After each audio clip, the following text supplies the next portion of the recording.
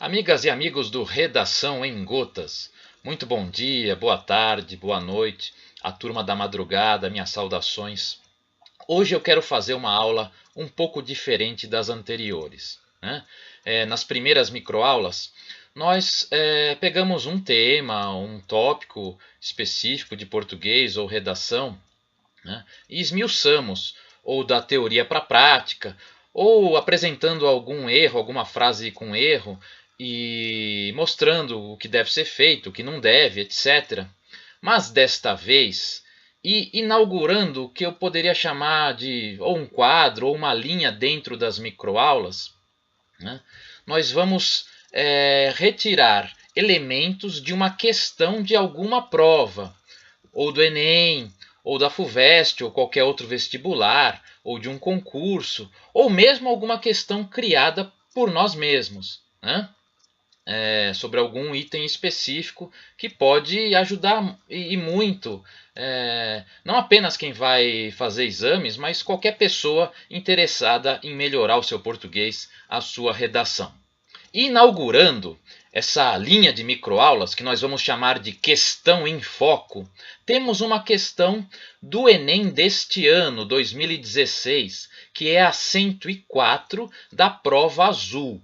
Né? Que as provas têm cores diferentes, com a ordem das questões diferentes, por motivos óbvios, né? Não precisa nem explicar qual é a explicação para isso. Né? E a questão 104, que está dentro da área linguagens, códigos e suas tecnologias. E como se apresenta essa questão? Né? Nós temos um texto que nós vamos colocar aí na tela, de um escritor muito importante, famoso hoje em dia. Quem acompanha a literatura atual sabe quem é, se não leu, pelo menos sabe quem é o Amos Oz, né? Um escritor israelense, né? Que neste momento está com 77 anos. E tem livros muito importantes, já foi até cotado para Nobel. E tem uma frase do livro dele, de amor, uma frase não, um trecho, né? De amor e trevas. E como é esse trecho? Começa assim, né? Ou ele é assim, né? Vamos ler todo. Quem procura a essência de um conto no espaço que fica entre a obra e seu autor, comete um erro. É muito melhor procurar não no terreno que fica entre o escritor e sua obra, mas justamente no terreno que fica entre o texto e seu leitor. Como eu já disse, um trecho do livro De Amor e Trevas, publicado pela Companhia das Letras, e esse fragmento é da edição de 2005.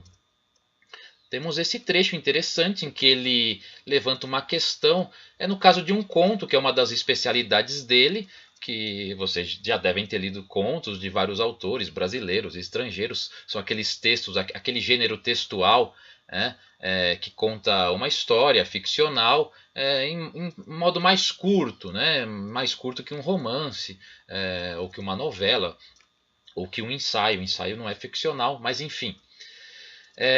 E ele fala o seguinte, que a essência de um conto, podemos até também levar isso a outros tipos de texto, né? Outros gêneros, não fica exatamente entre a obra e seu autor. Né? A gente não pode analisar apenas a obra e a motivação do autor. E quem fica preso a isso, né, ou a essência, ou pensa que a essência do texto está nisso, né, segundo ele, comete um erro. E segundo ele, é muito melhor que se busque essa essência no espaço, não entre a obra e o autor, mas sim entre a obra e o seu leitor. Ok? Então, uma breve explicação sobre esse fragmento. E o que se pergunta, qual é o enunciado, o que se pede, o que se diz, depois da apresentação desse trecho. A progressão temática de um texto, diz é o que consta na prova do Enem, a progressão temática de um texto pode ser estruturada por meio de diferentes recursos coesivos, entre os quais se destaca a pontuação. Vamos parar um pouquinho por aí. O que são recursos coesivos? O que é coesão? Coesão é um dos itens da articulação textual. um bom texto ele é feito de boa coesão e boa coerência. Coesão é aquela ligação adequada, né, de preferência, entre os elementos formais de um texto, entre as palavras, entre as frases, entre os parágrafos, enquanto a coerência diz respeito à ligação, de preferência adequada, entre as ideias, entre as informações. As duas coisas, coesão e coerência, dizem respeito à articulação textual. E no caso, o Enem diz o seguinte: a progressão temática, né, de um texto, quando o tema vai sendo apresentado, né, pouco a pouco, de modo progressivo, pode ser estruturada por meio de diferentes recursos coesivos, recursos de coesão. Existem vários, ainda falaremos sobre isso em outras aulas, mas um deles, justamente dito aí pelo próprio Enem, né, pela própria prova, é a pontuação. Uso de vírgulas, ponto e vírgula, entre outros. Continuando o texto do Enem. Nesse texto, o emprego dos dois pontos, né, um sinal de pontuação, caracteriza uma operação textual realizada com a finalidade de... Em outras palavras, qual a função dos dois pontos nesse trecho, nesse fragmento do Amos Oz, escritor israelense? Né? E onde é que estão os dois pontos? Lá no início, na segunda linha. Quem procura a essência de um conto no espaço que fica entre a obra e seu autor, comete um erro, dois pontos. O que significa? Qual a função desses dois pontos? Né? Eu costumo dizer que é como se houvesse uma pergunta embutida aí. Né? A pergunta não está no texto, não existe ponto de interrogação, nada. Mas é como se os dois pontos trouxessem uma pergunta nas entrelinhas. O Amos Oz diz o seguinte: comete um erro quem procura, né, a essência no espaço entre a obra e seu autor. E qual é esse erro? Aí que vem essa pergunta embutida, né, nos dois pontos. Qual o erro, né, a que se refere o Amos Oz? É o que vem depois. Né? É muito melhor procurar não no terreno que fica entre o escritor e sua obra, mas justamente no terreno que fica entre o texto e seu leitor. Então, os dois pontos têm essa função de introduzir a explicação, né, para o erro a que se refere o Amos Oz. Né? E voltando aqui ao enunciado. Nesse texto, o emprego dos dois pontos caracteriza uma operação textual realizada com a finalidade de... Aí temos as 5 opções, as 5 alternativas. Comparar elementos opostos. Essa pode confundir. Confesso que ela deve ter sido uma das mais assinaladas na prova do Enem de semanas atrás, em 2016. Né? Mas não é a correta. Vejamos as outras primeiro. Relacionar informações gradativas. Há informações gradativas nesse caso?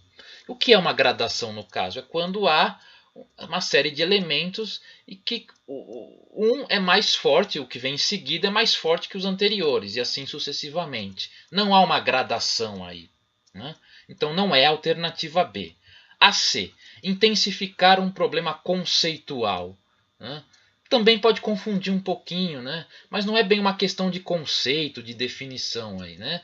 O Amos Oz, o escritor de Israel, está expondo a sua visão, a sua opinião, mas não está necessariamente, ou pelo menos até o momento, nesse trecho, né, lançando um conceito. Vem a D. Vejam só. Introduzir um argumento esclarecedor. Pode ser muito bem essa. Mas vamos para E primeiro, né? Assinalar uma consequência hipotética. Está falando de consequência e de hipótese. Não vejo consequência alguma, uma questão de causa e consequência nesse trecho. E nenhuma questão. Pode até haver uma questão de hipótese, a hipótese do escritor, né? Mas não é bem isso que ele está colocando como uma certeza dele, não como uma hipótese. Né? A alternativa correta, será que vocês já perceberam? É a D de dado.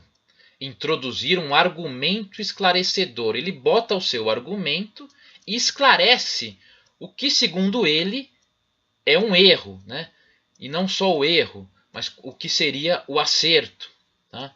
E ele não faz uma comparação entre elementos opostos, né? Porque na verdade não há uma oposição efetiva entre a questão obra e autor, obra e leitor. Não existe uma oposição. As duas visões podem e devem ser analisadas, mas não se faz uma oposição entre elas. O que acontece, enfim, é que se apresenta, o Amos Oz apresenta um argumento que esclarece qual é o erro, né, mencionado antes dos dois pontos. Então essa é a função desse sinal de pontuação. Eu vou dar até um outro exemplo, uma frase mais simples, para mostrar como é importante essa função dos dois pontos, né? Uma frase bem curta.